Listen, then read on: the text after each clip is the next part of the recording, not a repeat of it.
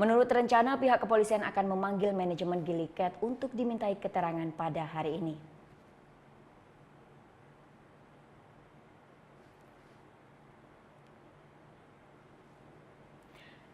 Dan 13 wisatawan asing korban ledakan kapal Cat Gili 2 masih menjalani perawatan intensif di sejumlah rumah sakit. 2 korban luka berat siang ini akan menjalani operasi di Rumah Sakit Bali International Medical Center Kuta.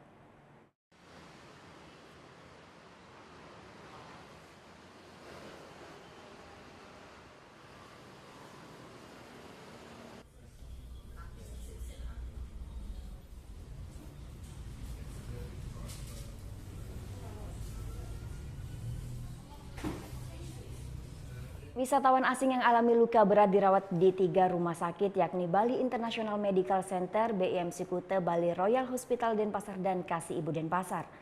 6 korban yang dirawat di rumah sakit BIMC, 2 diantaranya telah menjalani operasi dan saat ini kondisinya stabil. Sementara 2 pasien sisanya akan diterbangkan di Singapura untuk perawatan lebih lanjut. Di Rumah Sakit Bali Royal Hospital Denpasar, 2 pasien pasangan suami istri asal Spanyol juga masih menjalani perawatan intensif.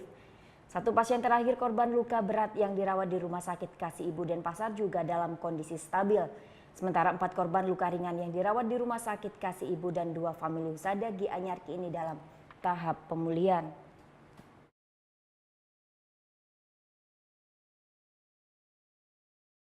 Gerak. Oke, sekarang ucap die.